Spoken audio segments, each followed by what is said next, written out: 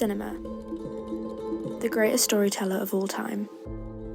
The UK's first independent cinema opened in 1896, located on Regent Street, London, and is regarded as the birthplace of British cinema. The 1930s and 40s marked cinema's golden age, with it viewed as the principal form of entertainment and the highest attendances in Britain reaching over 31 million each week. Over the decades, cinemas continued to grow in prominence within the leisure industry as large corporate chains began appearing like the Odeon.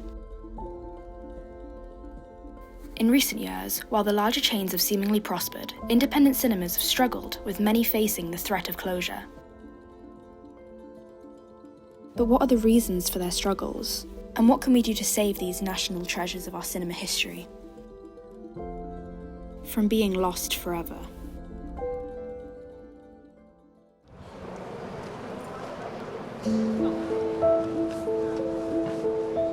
Independent cinemas tend to stream more like indie, art house, foreign and non-mainstream films and are closer with their local communities, whereas the larger multiplex chains will play the popular blockbusters as they come out. My name's Jim Byrne. I'm the chair of Tyneside Cinema. Tyneside is close to many people's hearts. You know, it's a great little cinema. If there's a place you want to go to watch a movie, that's the place. It has a special atmosphere. Its programme is great and the people are really lovely. So it actually opened as the Bijou Newsreel Cinema in 1937. And it's just grown over the years into becoming Tyneside Cinema, into doing film festivals, adding screens.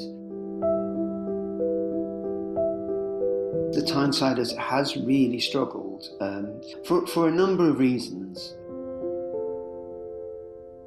There have been funding cuts all across the country, and that includes organisations like Tyneside. Of course, during COVID, all film production stopped, and that had a major effect on all cinemas around the world because nobody was making films. So people go to the movies to catch up on the latest releases, and if there are no new releases, you know, there is sort of almost nothing to go for. So it means that your programme is less enticing. Since the pandemic, the audience didn't come back. They were nervous, but it opened, and we're hoping that some of the audience would come back, but so little of the audience came back at the start. That was one major kind of issue. And then you just layer the cost of living and cost of electricity. Our electricity bill went from 60 to 200,000. It made it completely untenable. Put all that together and it's a real catastrophe.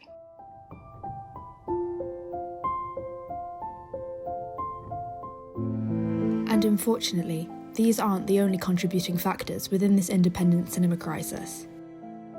Streaming services rose dramatically after the pandemic's lockdown, with research showing that subscriptions to streaming networks have increased 17% since July 2019, now making it the most popular way to watch film in the UK.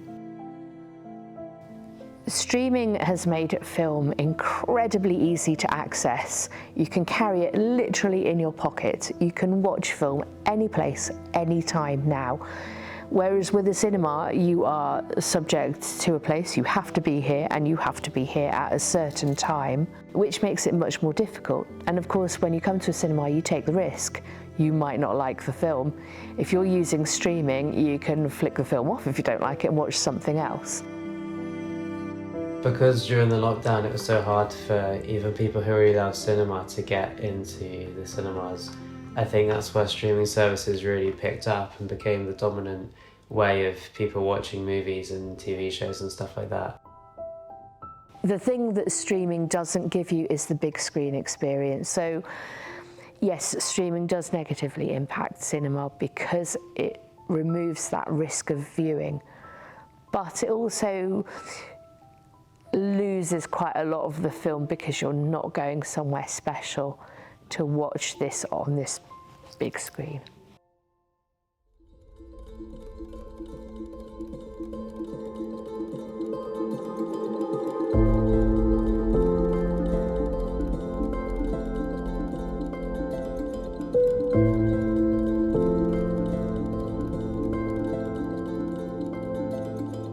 It's harder for independent cinemas because we have no fallback. The money we bring in on the admissions in this particular cinema is what we have to rely on.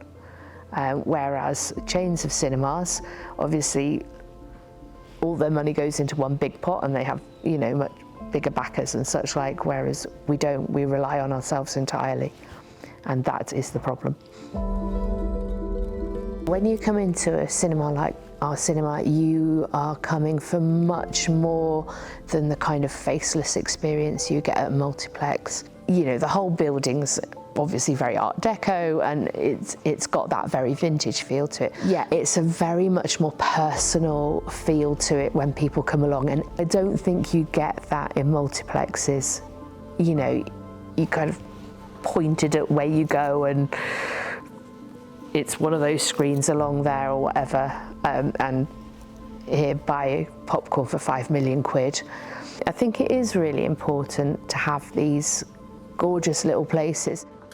Independent cinema is really the crux of the industry for people like me at the moment who are sort of up and coming directors and writers and people who want to start creating. If there's no forum for our sort of art and our sort of cinema, then there's no opportunity for us to kind of develop anymore. This is like the foundation of our whole creative career.